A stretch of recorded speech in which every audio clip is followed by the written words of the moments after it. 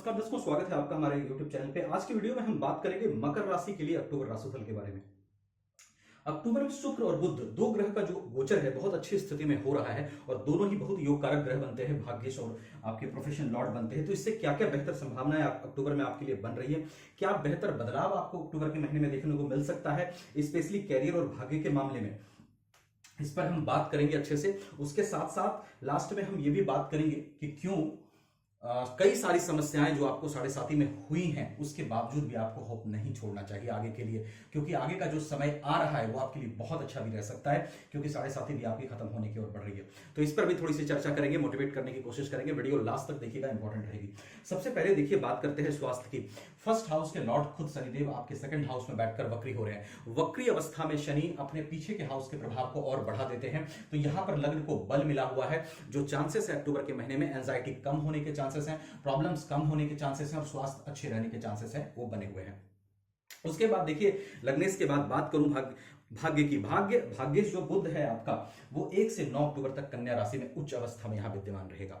1 से 9 अक्टूबर तक बुध की उच्च अवस्था आपको भाग्य का साथ मिलता हुआ दिखाई दे रहा है। उसमें स्पेशली जो भाग्य के चलते अगर काम रुका हुआ है तो इस बीच आपका 1 से 9 अक्टूबर के बीच बन सकता है, और जो भी अड़चने आ रही थी भाग्य में उसको वहां पे मरकरी थोड़ा क्लियर करेंगे, क्योंकि मरकरी खुद वहां पावर में आ रहे हैं। केतु के साथ हैं, फिर भी केतु वहां पावर को बढ़ाएगा मरकरी का, क्योंकि केतु जिस ग्रह के साथ बैठता है उसके अनुरूप व्यवहार करता है, तो वहां पे मरकरी उच्च के हैं, तो इस वजह से उनका पावर बढ़ेगा। और 10 अक्टूबर से मरकरी आपके तुला राशि में गोचर करेंगे। 31 अक्टूबर का त्रिकोण का लॉर्ड होकर के केंद्र में मरकरी का जाना अच्छा प्लेसमेंट होगा ये। और इस हिसाब से अगर मैं देखूं तो जो मरकरी की प्लेसमेंट है पूरे महीने आपके लिए अच्छी दिखाई दे रही है भाग्य को लेकर। तो भाग्य का साथ जो है मिलने की संभावना बहुत अच्छी है आपके अक्टूबर के महीने में, और बहुत अच्छा भाग्य का साथ आपको मरकरी के प्लेसमेंट से मिलता हुआ दिखाई दे रहा है। उसके बाद अगर शुक्र को देखूं, आपके कैरियर प्रोफेशन की बात करूं, कैरियर प्रोफेशन का लॉर्ड शुक्र बनता है आपका और 5th हाउस का लॉर्ड बनता है, बहुत ही योग कारक ग्रह। 1 से 12 अक्टूबर तक तुला राशि में यहां रहेंगे। तुला राशि में वहां वो मालव्य योग का कहीं ना कहीं निर्माण करेंगे। और उसके साथ साथ देखिए 9 से 12 अक्टूबर तक शुक्र और बुध का लक्ष्मी नारायण योग भी आपके प्रोफेशन हाउस में बनेगा। तो ये जो महीना है, और 13 अक्टूबर से शुक्र यहां जाएंगे, तो 1 से 12 अक्टूबर तक शुक्र का जो प्लेसमेंट है प्रोफेशन हाउस में, कैरियर में आपको ग्रोथ देता हुआ दिखाई दे रहा है। अगर जॉब नहीं है तो जॉब आपको मिल सकता है, अगर जॉब में चल रहे हैं तो जॉब में आपका जो पावर है वो बढ़ सकता है, आपका रुतबा बढ़ सकता है।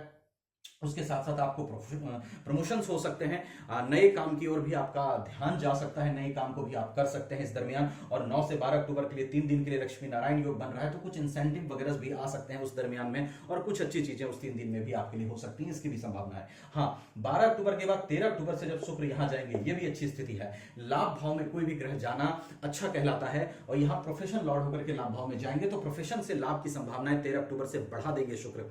वहां से इनकम जो है वो ज्यादा होने के चांसेस आपको बनेंगे, क्योंकि शुक्र खुद वहां प्रोफेशन लॉर्ड होकर के पॉजिटिव होंगे।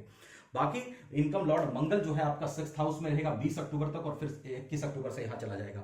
20 अक्टूबर तक जब तक मंगल यहां रहेगा, अपने इनकम को थोड़ा बचा कर चलिएगा इन्वेस्टमेंट करने में, और अगर लोन वगैरह दे रहे हैं किसी को कर्ज पे पैसा, तो वो थोड़ा सा ध्यान से दीजिएगा, उसमें थोड़ा सावधानी बरतिएगा। 21 अक्टूबर से जब यहां मंगल आ जाएंगे आपके आईएएस, तब स्थिति ज्यादा अच्छी रहेगी। लाइफ पार्टनर से डिस्कस करके काम करिएगा, इनकम के लिए स्थिति अच्छी दिखाई दे रही है।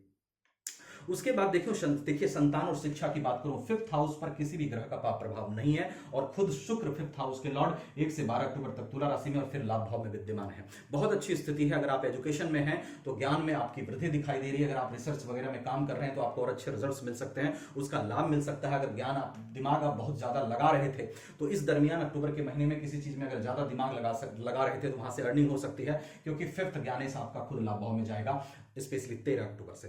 संतान को लेकर के स्थिति ठीक है, गुरु यहां जरूर बैठे हैं लेकिन वक्री होंगे 9 अक्टूबर से। इस पर वीडियो आएगी, आप देखिएगा, मकर राशि के लिए गुरु वक्री, गुरु का प्रभाव। तो यहां पर गुरु की जो स्थिति है वो बुरी नहीं कहेगी। 9 अक्टूबर से जब वक्री हो जाएंगे तो थोड़ा सा वो आपको सोचने पर मजबूर करेंगे। अगर संतान से आपके रिलेशनशिप में दिक्कत है तो उसमें भी सुधार की संभावनाएं बन रही है, और शिक्षा में भी सुधार की संभावनाएं बन रही है। ये सब चीजें आपके लिए दिखाई दे रही है कार्ड्स पे।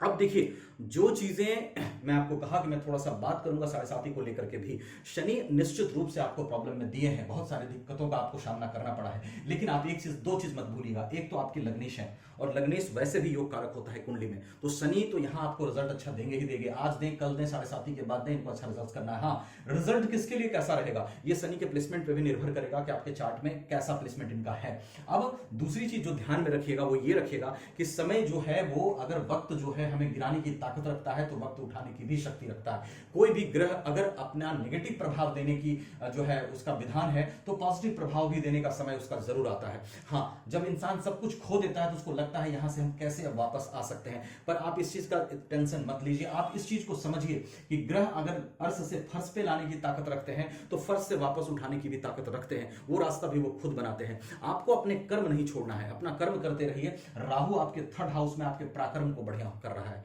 ध्यान रखिए, जितना ज्यादा हो सके पराक्रम करिए, मेहनत करिए, और बिल्कुल भी इस बात से बाहर निकलिए कि जो चीजें मैंने खो दी वो कैसे प्राप्त होगा। देखिए, अगर प्राप्त होने की इच्छा ग्रहों की हो जाएगी तो वो जरूर प्राप्त होगा।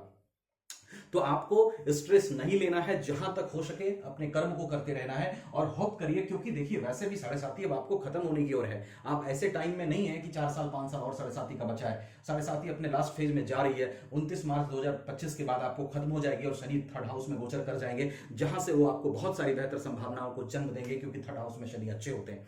तो इन सब बातों को ध्यान में रखते हुए अपने आप को आप जो है जितना ज्यादा हो सके खुश रखते हुए कर्म करिए, और उसमें आप कंजूसी मत करिए कर्म करने में। और स्ट्रेस से अपने आप को बाहर रखने के लिए डेफिनेटली आप कुछ अच्छी चीजें भी कीजिए। थोड़ा सा आप योग प्राणायाम का सहारा ले सकते हैं, अनुलोम विलोम, भ्रामरी प्राणायाम, ये सब सवेरे कर सकते हैं। मॉर्निंग वॉक थोड़ा सा करिए, उसके साथ साथ थोड़ा अपना पसंद का गाना सुनिए। ये चीज, इन चीजों से अपने आप को मोटिवेट रखते हुए आप काम को करते रहिए, चीजें आपके लिए ज्यादा अच्छी रहेगी। और देखिए, ये गोचर आधारित व्यवस्था, अगर आप मकर राशि के हैं तो निश्चित रूप से एक हाई एंबिशन के आदमी है। मकर राशि वाले बहुत कुछ करने की ताकत अपने जीवन में रखते हैं। शनि ने आपको जरूर परेशान किया है, लेकिन आप इस चीज को समझिए कि शनि ने जितनी मैच्योरिटी दी है, जितना ज्ञान दिया है, जो रियल पिक्चर दुनिया का दिखाया है, ये सारी चीजें आपको आने वाले समय में 29 मार्च 2025 के बाद काम आएगी।